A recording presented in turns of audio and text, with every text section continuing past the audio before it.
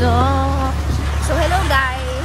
So maliligo sila sa ilog. Ako hindi ako maliligo. Sasama lang ako kasi naligo na ako.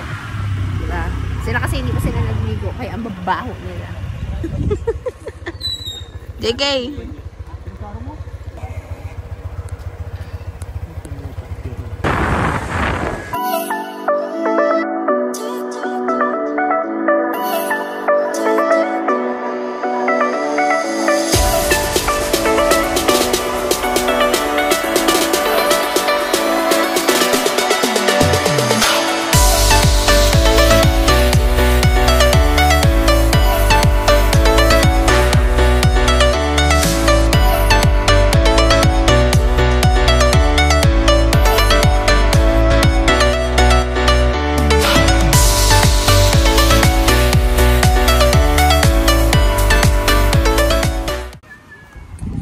Pababa na kami guys kasi nga kapag yan ang sabi ko sa inyo kanina, maliligo kasi sila, ako hindi.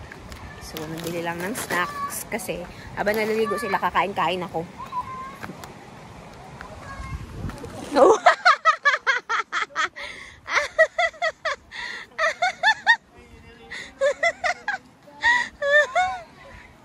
So yung daan kasi maputik, nadula si kuya.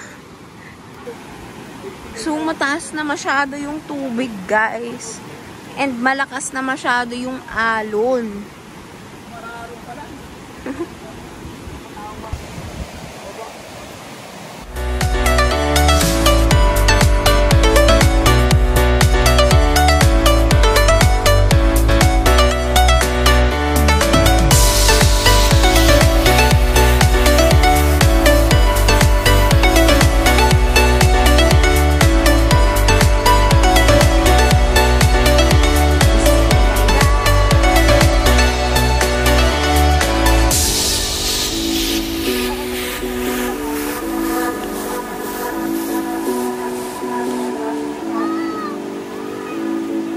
Lang ako.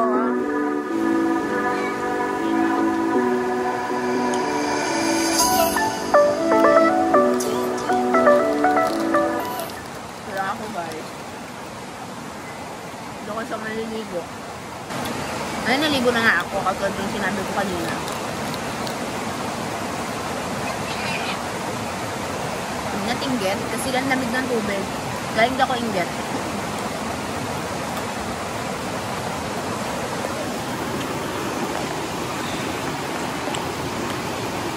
Pag hindi masyadong baha, doon kami napesto, doon sa dulo na may bato na yan, doon kami napesto. Ngayon kasi, non-stop yung ulan ng ulan dito. So, hindi talaga natigil yung ulan dito, kaya, ang sistema, baha talaga ang mga ilog.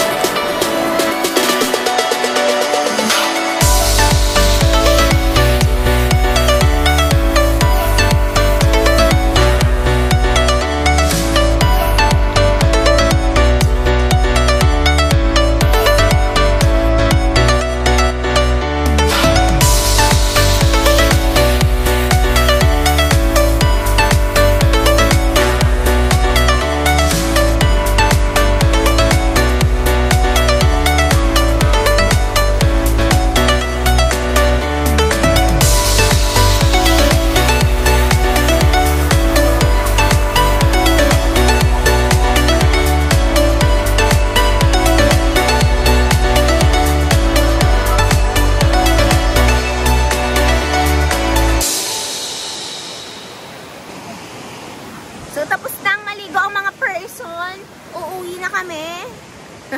Parang tanga yung mukha natin, no? So, uuwi na kami. Si kaso lang si JK. So, I'm gonna say bye sa nature. Goodbye. See you again soon. So, nandun na si Sky, si Papa, and si Kuya. Paakyat na sila. So, yan yung binabaan namin kanina na nadula si Kuya. Bye bye JK. They're gonna saw your lubot. Oh my god. So yes, akyatan na naman. Ang bibilis na maglakad.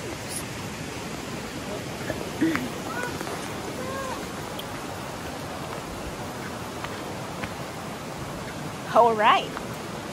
It's a tiring day. Ah, italubot ni JK. So ito na nga, be. Nasa kalahatian na ako. Kalahatian na. Malapit na tayo. Hingal na din ang person. Pagod. Magpapayat na kasi, be. Para hindi hingalin. So ito na yung binaba namin. Oh, diba? Diyan kami galing.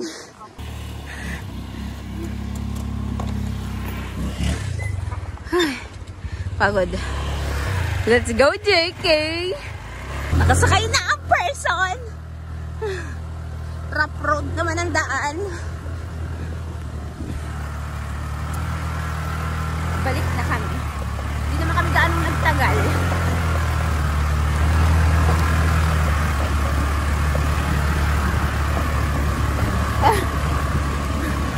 Bakit na naman yung dibdib ko? Paano? Pababa, walang problema.